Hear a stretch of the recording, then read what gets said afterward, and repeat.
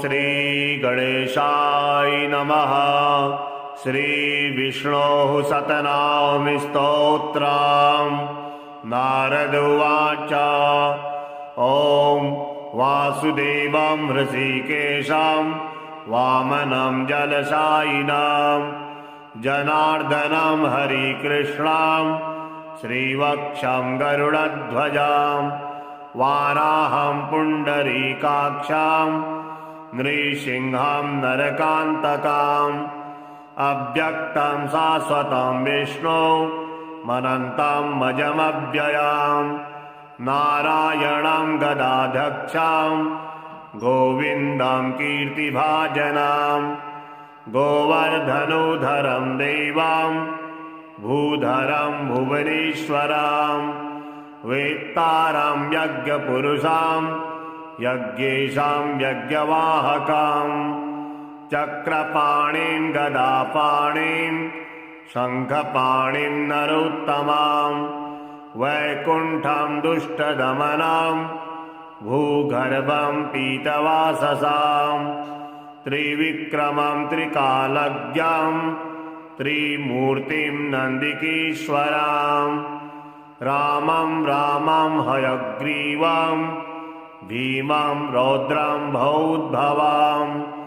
श्रीपतिं श्रीधरं श्रीशां मङ्गलं मङ्गलायुधं दामोदरं दमोपेतं केशवं केशिसूदनं वरेण्यं वरदं विष्णु आनन्दं वसुदेवजां हिरण्यरेतसं दीप्तं पुराणं पुरुषोत्तमं सकलं निष्कलं शुद्धं निर्गुणं गुणशाश्वतं हिरण्यतनुसङ्काशं सूर्यायुतसमप्रभां मेघश्यामं चतुर्बाहुं कुशलं कमलेक्षणं ज्योतिरूपमरूपं च स्वरूपं रूपसंस्थितं सर्वज्ञं सर्वरूपस्थं सर्वेषां सर्वतोमुखं ज्ञानं कूटस्थमचलं ज्ञानदं परमं प्रभुं योगी संयोगनिष्णातं योगिनं योगरूपिणाम् ईश्वरं सर्वभूतानां वन्दे भूतमयं प्रभुम् इति नाम शतं दिव्यं वैष्णवं खलु पापहं व्यासेन कथितं पूर्वं सर्वपापप्रणाशनं यः पठेत् प्रातरुत्थाय स भवेत् वैष्णवो नरः यः पठेत् प्रातरुत्थाय स भवेत् वैष्णवो नरः सर्वपापविशुद्धात्मा विष्णुसायुज्यमवाप्नुयात् चन्द्रायणसहस्राणि कन्यादानि शतानि च गवां लक्षसहस्राणि मुक्तिभागी भवेन्नरः अश्वमेधायुतं पुण्यं फलं प्राप्नोति मानवः। नारद उवाच ॐ वासुदेवं हृषीकेशं वामनं जलशायिनं जनार्दनं हरिकृष्णं श्रीवक्षं गरुडध्वजं वाराहं पुण्डरीकाक्षं नृसिंहं नरकान्तकम् अव्यक्तं शाश्वतं विष्णु मनन्तं मजमव्ययं नारायणं गदाध्यक्षं गोविन्दं कीर्तिभाजनं गोवर्धनोधरं देवं भूधरं भुवनेश्वरं वेत्तारं यज्ञपुरुषं यज्ञेशं यज्ञवाहकं चक्रपाणिं गदापाणिं शङ्खपाणिं नरोत्तमं वैकुण्ठं दुष्टदमनं भूगर्भं पीतवाससां त्रिविक्रमं त्रिकालज्ञं त्रिमूर्तिं नन्दिकेश्वरां रामं रामं हयग्रीवं भीमं रौद्रं भौद्भवां श्रीपतिं श्रीधरं श्रीशां मङ्गलं मङ्गलायुधां दामोदरं दमोपेतां केशवं केशिसूदनां वरेण्यं वरदं विष्णु आनन्दं वसुदेवजां हिरण्यरेतसां दीप्तां पुराणं पुरुषोत्तमां सकलं निष्कलं शुद्धां निर्गुणां गुणशाश्वतां हिरण्यतनुसङ्कासां सूर्यायुतसमप्रभां मेघश्यामं चतुर्बाहुं कुशलं कमलीक्षणां ज्योतिरूपमरूपं च स्वरूपं रूपसंस्थितां सर्वज्ञां सर्वरूपस्थां सर्वेषां सर्वतोमुखां ज्ञानं कूटस्थमचलां ज्ञानदां परमं प्रभुं योगीशां योगनिष्णातां योगिनां योगरूपिणाम् ईश्वरं सर्वभूतानां वन्दे भूतमयं प्रभुम् इति नाम शतं दिव्यां वैष्णवं खलु पापहां व्यासेन कथितं पूर्वं सर्वपापप्रणाशनां यः पठेत् प्रातरुत्थाय स भवेत् वैष्णवो नरः यः पठेत् प्रातरुत्थाय स भवेत् वैष्णवो नरः सर्वपापविशुद्धात्मा विष्णुसायुज्यमवाप्नुयात् चन्द्रायणसहस्राणि कन्यादानि शतानि च गवां लक्षसहस्राणि मुक्तिभागी भवेन्नरः अश्वमेधायुतं पुण्यं फलं प्राप्नोति मानवः नारद उवाच ॐ वासुदेवं हृषीकेशं वामनं जलशायिनं जनार्दनं हरिकृष्णं श्रीवक्षं गरुडध्वजं वाराहं पुण्डरीकाक्षं नृसिंहं नरकान्तकम् अव्यक्तं शाश्वतं विष्णु मनन्तं मजमव्ययं नारायणं गदाध्यक्षं गोविन्दं कीर्तिभाजनं गोवर्धनोधरं देवं भूधरं भुवनेश्वरं वेत्तारं यज्ञपुरुषं यज्ञेशं यज्ञवाहकम् चक्रपाणिं गदापाणिं शङ्खपाणिं नरोत्तमां वैकुण्ठं दुष्टदमनं भूगर्भं पीतवाससां त्रिविक्रमं त्रिकालज्ञं त्रिमूर्तिं नन्दिकेश्वरां रामं रामं हयग्रीवं भीमं रौद्रं भौद्भवां श्रीपतिं श्रीधरं श्रीशां मङ्गलं मङ्गलायुधां दामोदरं दमोपेतां केशवं केशिसूदनां वरेण्यं वरदं विष्णु आनन्दं वसुदेवजां हिरण्यरेतसां दीप्तां पुराणं पुरुषोत्तमां सकलं निष्कलं शुद्धां निर्गुणां गुणशाश्वतां हिरण्यतनुसङ्कासां सूर्यायुतसमप्रभां मेघश्यामं चतुर्बाहुं कुशलं कमलीक्षणां ज्योतिरूपमरूपं च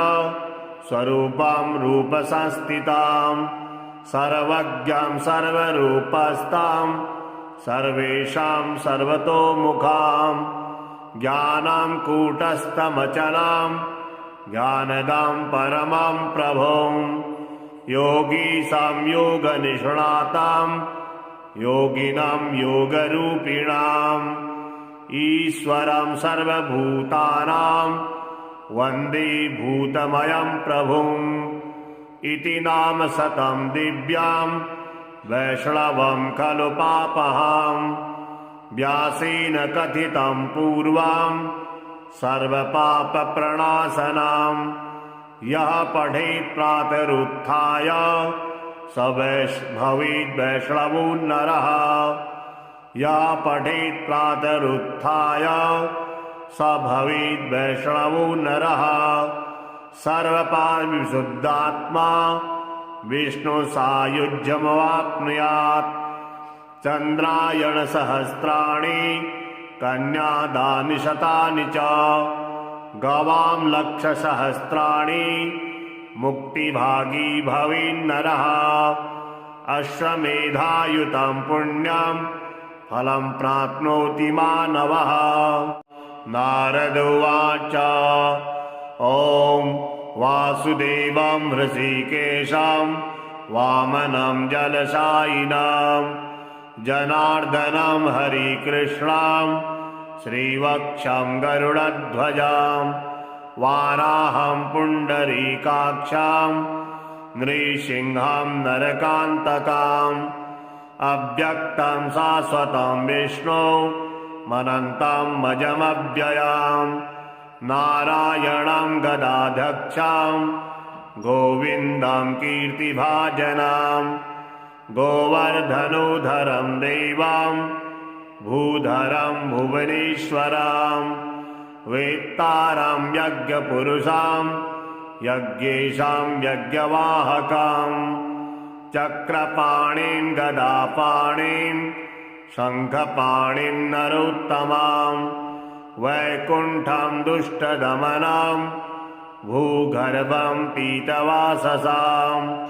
त्रिविक्रमं त्रिकालज्ञं त्रिमूर्तिं नन्दिकेश्वरं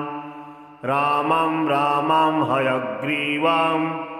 भीमं रौद्रं भौद्भवं श्रीपतिं श्रीधरं श्रीशां मङ्गलं मङ्गलायुधाम् दामोदरं दमोपेतां केशवं केशिसूदनं वरेण्यं वरदं विष्णु आनन्दं वसुदेवजां हिरण्यरेतसं दीप्तं पुराणं पुरुषोत्तमं सकलं निष्कलं शुद्धं निर्गुणं गुणशाश्वतं हिरण्यतनुसङ्काशं सूर्यायुतसमप्रभां मेघश्यामं चतुर्बाहुं कुशलं कमलीक्षणां ज्योतिरूपमरूपं च स्वरूपं रूपसंस्थितां सर्वज्ञं सर्वरूपस्थां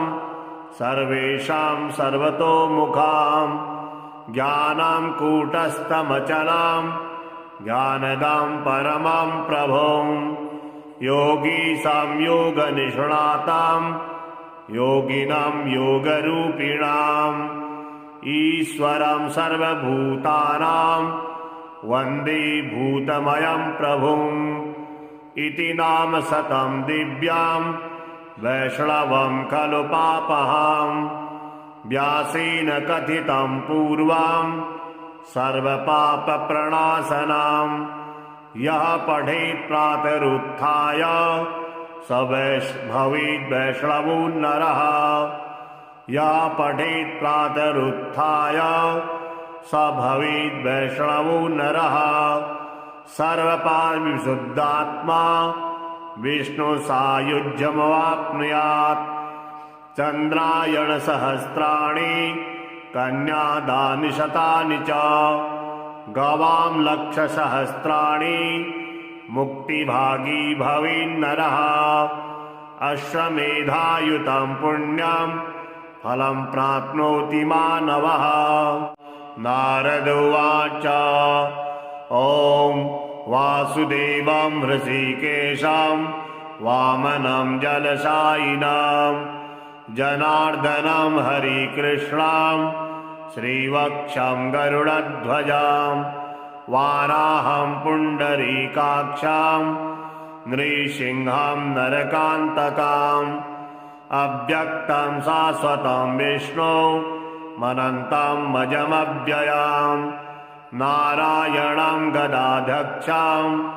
गोविन्दं कीर्तिभाजनं गोवर्धनोधरं देवं भूधरं भुवनेश्वरं वेत्तारं यज्ञपुरुषं यज्ञेशं यज्ञवाहकं चक्रपाणिं गदापाणिं शङ्खपाणिं नरोत्तमां वैकुण्ठं दुष्टदमनं भूगर्भं पीतवाससां त्रिविक्रमं त्रिकालज्ञं त्रिमूर्तिं नन्दिकेश्वरां रामं हयग्रीवं भीमं रौद्रं भौद्भवां श्रीपतिं श्रीधरं श्रीशां मङ्गलं मङ्गलायुधां दामोदरं दमोपेतां केशवं केशिसूदनां वरेण्यं वरदं विष्णु आनन्दं वसुदेवजां हिरण्यरेतसां दीप्तां पुराणं पुरुषोत्तमां सकलं निष्कलं शुद्धां निर्गुणां गुणशाश्वतां हिरण्यतनुसङ्कासां सूर्यायुतसमप्रभां मेघश्यामं चतुर्बाहुं कुशलं कमलेक्षणां ज्योतिरूपमरूपं च स्वरूपं रूपसंस्थितां सर्वज्ञं सर्वरूपस्थां सर्वेषां सर्वतोमुखां ज्ञानं कूटस्थमचलां ज्ञानदां परमं प्रभुं योगीशां योगनिष्णातां योगिनां योगरूपिणाम् ईश्वरं सर्वभूतानां वन्दे भूतमयं प्रभुम् इति नाम शतं दिव्यां वैष्णवं खलु पापहां व्यासेन कथितं पूर्वं सर्वपापप्रणाशनं यः पठेत् प्रातरुत्थाय स भवेत् वैष्णवो नरः यः पठेत् प्रातरुत्थाय स भवेत् वैष्णवो नरः सर्वपापविशुद्धात्मा विष्णुसायुज्यमवाप्नुयात् चन्द्रायणसहस्राणि कन्यादानि शतानि च गवां लक्षसहस्राणि मुक्तिभागी भवेन्नरः अश्वमेधायुतं पुण्यं फलं प्राप्नोति मानवः नारद उवाच ॐ वासुदेवं हृषीकेशं वामनं जलशायिनं जनार्दनं हरिकृष्णं श्रीवक्षं गरुडध्वजां वाराहं पुण्डरीकाक्षं नृसिंहं नरकान्तकाम् अव्यक्तं शाश्वतं विष्णु मनन्तं मजमव्ययम् नारायणं गदाध्यक्षं गोविन्दं कीर्तिभाजनं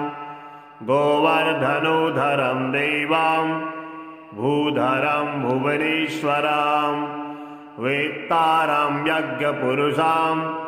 यज्ञेशं यज्ञवाहकं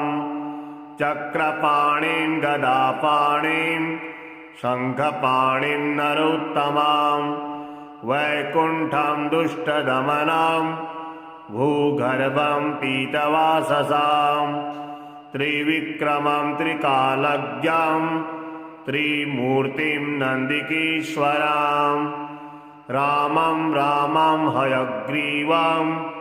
भीमं रौद्रं भौद्भवां श्रीपतिं श्रीधरं श्रीशां मङ्गलं मङ्गलायुधां दामोदरं दमोपेतां केशवं केशिसूदनां वरेण्यं वरदं विष्णो आनन्दं वसुदेवजां हिरण्यरेतसां दीप्तां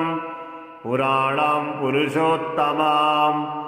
सकलं निष्कलं शुद्धां निर्गुणां गुणशाश्वतां हिरण्यतनुसङ्कासां सूर्यायुतसमप्रभां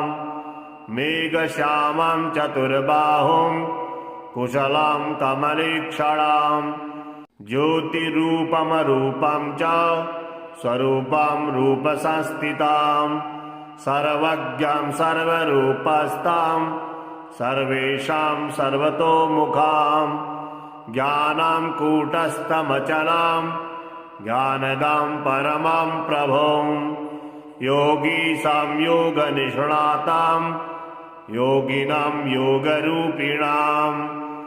ईश्वरं सर्वभूतानां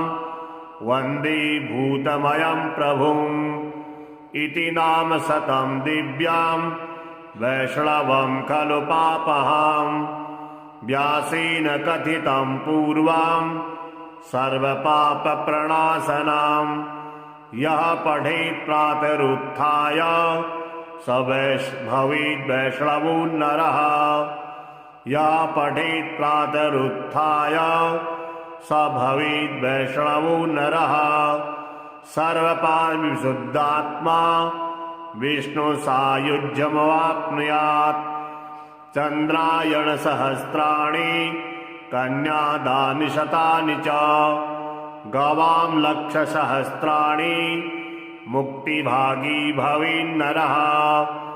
अश्वमेधायुतं पुण्यं फलं प्राप्नोति मानवः नारद उवाच ॐ वासुदेवं हृषीकेशं वामनं जलशायिनं जनार्दनं हरिकृष्णं श्रीवक्षं गरुडध्वजं वाराहं पुण्डरीकाक्षं नृसिंहं नरकान्तकम् अव्यक्तं शाश्वतं विष्णु मनन्तं मजमव्ययं नारायणं गदाध्यक्षं गोविन्दं कीर्तिभाजनं गोवर्धनोधरं देवं भूधरं भुवनेश्वरं वेत्तारं यज्ञपुरुषं यज्ञेशं यज्ञवाहकं चक्रपाणिं गदापाणिं शङ्खपाणिं नरोत्तमां वैकुण्ठं दुष्टदमनं भूगर्भं पीतवाससां त्रिविक्रमं त्रिकालज्ञं त्रिमूर्तिं नन्दिकेश्वरं रामं रामं हयग्रीवं भीमं रौद्रं भौद्भवां श्रीपतिं श्रीधरं श्रीशां मङ्गलं मङ्गलायुधां दामोदरं दमोपेतां केशवं केशिसूदनां वरेण्यं वरदं विष्णो आनन्दं वसुदेवजां हिरण्यरेतसां दीप्तां पुराणं पुरुषोत्तमां सकलं निष्कलं शुद्धां निर्गुणां गुणशाश्वतां हिरण्यतनुसङ्कासां सूर्यायुतसमप्रभां मेघश्यामं चतुर्बाहुं कुशलं कमलीक्षणां ज्योतिरूपमरूपं च स्वरूपं रूपसंस्थितां सर्वज्ञं सर्वरूपस्थां सर्वेषां सर्वतोमुखां ज्ञानं कूटस्थमचलां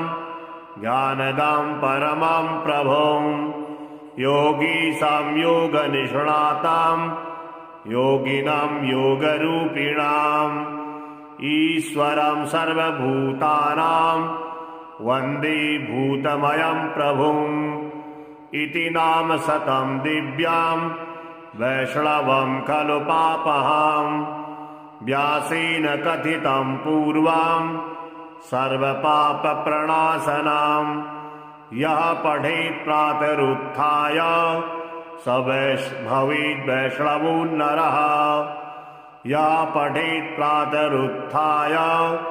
स भवेत् वैष्णवो नरः सर्वपापविशुद्धात्मा विष्णुसायुज्यमवाप्नुयात् चन्द्रायणसहस्राणि कन्यादानि शतानि च गवां लक्षसहस्राणि मुक्तिभागी भवेन्नरः अश्वमेधायुतं पुण्यं फलं प्राप्नोति मानवः। नारद उवाच ॐ वासुदेवं हृषीकेशं वामनं जलशायिनं जनार्दनं हरिकृष्णं श्रीवक्षं गरुडध्वजं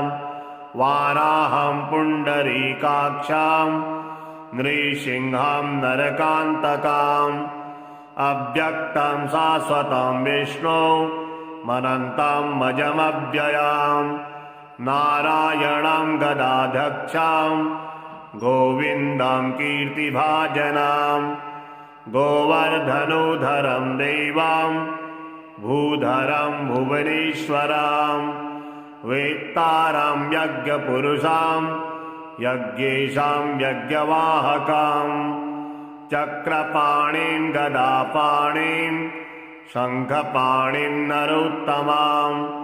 वैकुण्ठं दुष्टदमनं भूगर्भं पीतवाससां त्रिविक्रमं त्रिकालज्ञं त्रिमूर्तिं नन्दिकेश्वरं रामं हयग्रीवं भीमं रौद्रं भौद्भवं श्रीपतिं श्रीधरं श्रीशां मङ्गलं मङ्गलायुधाम् दामोदरं दमोपेतां केशवं केशिसूदनं वरेण्यं वरदं विष्णु आनन्दं वसुदेवजां हिरण्यरेतसं दीप्तं पुराणं पुरुषोत्तमं सकलं निष्कलं शुद्धं निर्गुणं गुणशाश्वतं हिरण्यतनुसङ्कासं सूर्यायुतसमप्रभां मेघश्यामं चतुर्बाहुं कुशलं कमलेक्षणां ज्योतिरूपमरूपं च स्वरूपं रूपसंस्थितां सर्वज्ञं सर्वरूपस्थं सर्वेषां सर्वतोमुखां ज्ञानं कूटस्थमचलं ज्ञानदां परमं प्रभुं योगी संयोगनिष्णातां योगिनं योगरूपिणाम्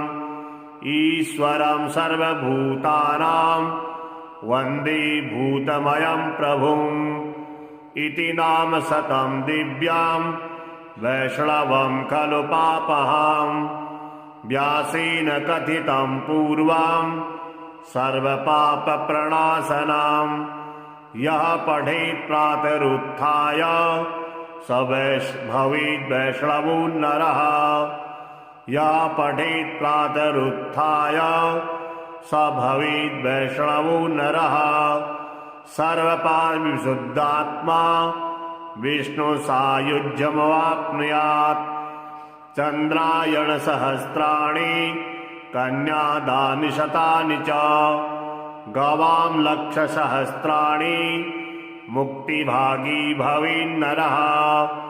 अश्वमेधायुतं पुण्यं फलं प्राप्नोति मानवः। नारद उवाच ॐ वासुदेवं हृषीकेशं वामनं जलशायिनं जनार्दनं हरिकृष्णं श्रीवक्षं गरुडध्वजं वाराहं पुण्डरीकाक्षं नृसिंहं नरकान्तकम् अव्यक्तं शाश्वतं विष्णु मनन्तं मजमव्ययां नारायणं गदाध्यक्षं गोविन्दं कीर्तिभाजनं गोवर्धनोधरं देवं भूधरं भुवनेश्वरं वेत्तारं यज्ञपुरुषं यज्ञेशं यज्ञवाहकं चक्रपाणिं गदापाणिं शङ्खपाणिं नरोत्तमं वैकुण्ठं दुष्टदमनं भूगर्भं पीतवाससां त्रिविक्रमं त्रिकालज्ञं त्रिमूर्तिं नन्दिकेश्वरं रामं हयग्रीवं भीमं रौद्रं भौद्भवं श्रीपतिं श्रीधरं श्रीशां मङ्गलं मङ्गलायुधं दामोदरं दमोपेतं केशवं केशिसूदनं वरेण्यं वरदं विष्णु आनन्दं वसुदेवजां हिरण्यरेतसं दीप्तं पुराणं पुरुषोत्तमं सकलं निष्कलं शुद्धं निर्गुणं गुणशाश्वतं हिरण्यतनुसङ्काशं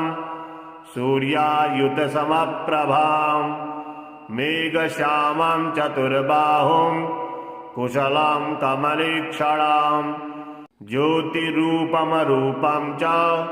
स्वरूपं रूपसंस्थितं सर्वज्ञं सर्वरूपस्थं सर्वेषां सर्वतोमुखं ज्ञानं कूटस्थमचलं ज्ञानदं परमं प्रभुं योगी संयोगनिष्णातं योगिनं योगरूपिणाम् ईश्वरं सर्वभूतानां वन्दे भूतमयं प्रभुम् इति नाम शतं दिव्यां वैष्णवं खलु पापहं व्यासेन कथितं पूर्वं सर्वपापप्रणाशनं यः पठेत् प्रातरुत्थाय स भवेद् वैष्णवो नरः यः पठेत् प्रातरुत्थाय स भवेद् वैष्णवो नरः सर्वपापविशुद्धात्मा विष्णुसायुज्यमवाप्नुयात् चन्द्रायणसहस्राणि कन्यादानि शतानि च गवां लक्षसहस्राणि मुक्तिभागी भवेन्नरः अश्वमेधायुतं पुण्यं फलं प्राप्नोति मानवः नारद उवाच ॐ वासुदेवं हृषीकेशं वामनं जलशायिनं जनार्दनं हरिकृष्णं श्रीवक्षं गरुडध्वजं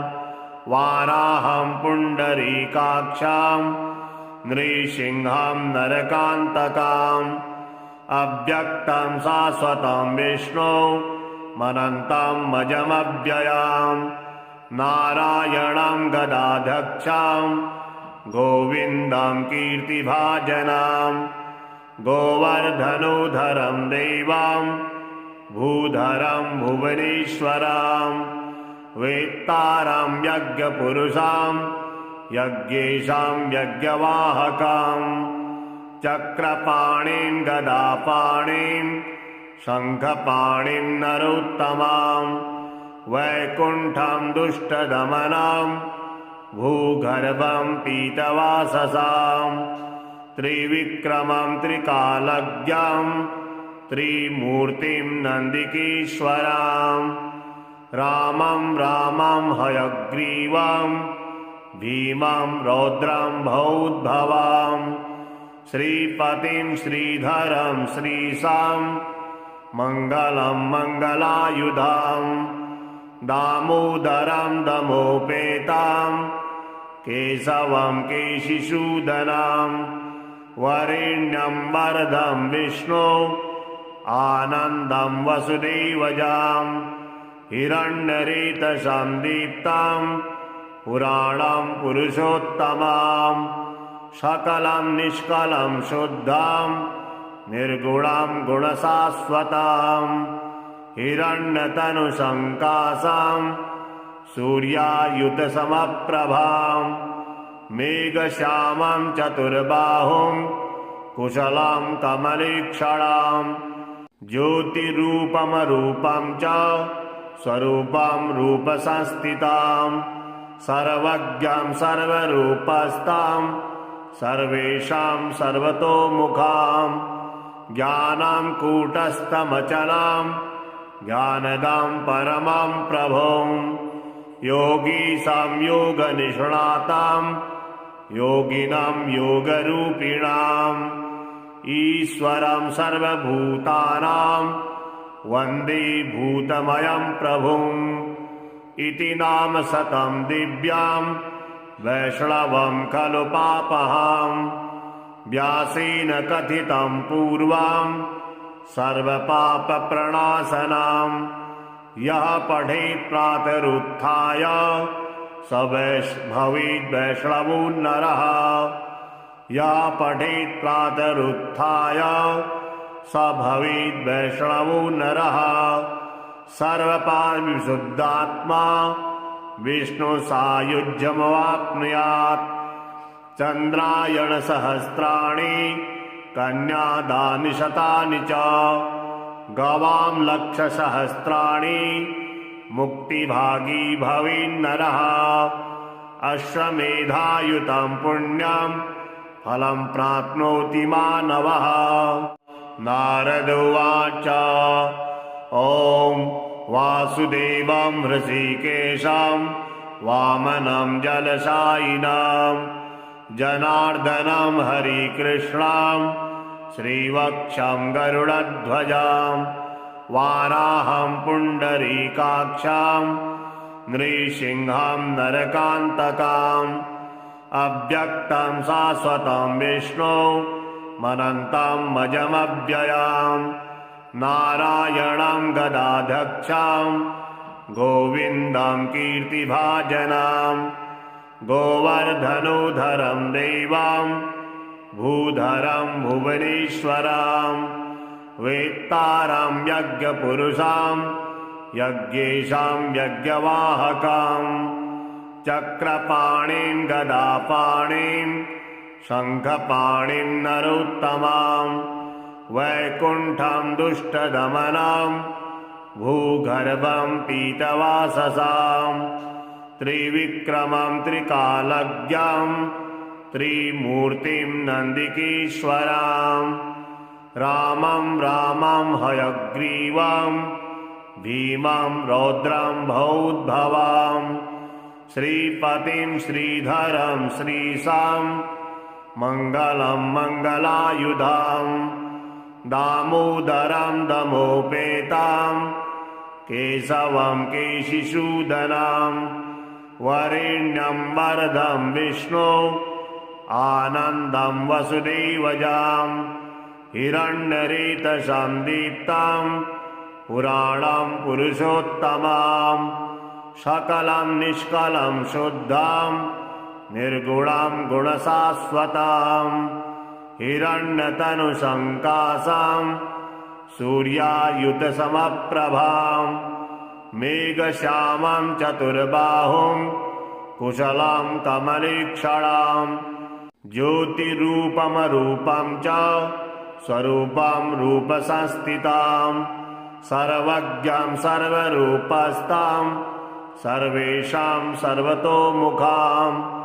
ज्ञानं कूटस्थमचलां ज्ञानदां परमं प्रभुं योगी संयोगनिष्णातां योगिनां योगरूपिणाम् ईश्वरं सर्वभूतानां वन्दे भूतमयं प्रभुम् इति नाम शतं दिव्यां वैष्णवं खलु पापहां व्यासेन कथितं पूर्वं सर्वपापप्रणाशनां यः पठेत् प्रातरुत्थाय स भवेद् वैष्णवो नरः यः पठेत् प्रातरुत्थाय स भवेद् वैष्णवो नरः सर्वपापविशुद्धात्मा विष्णुसायुज्यमवाप्नुयात् चन्द्रायणसहस्राणि कन्यादानि शतानि च गवां लक्षसहस्राणि मुक्तिभागी भवेन्नरः अश्वमेधायुतं पुण्यं फलं प्राप्नोति मानवः।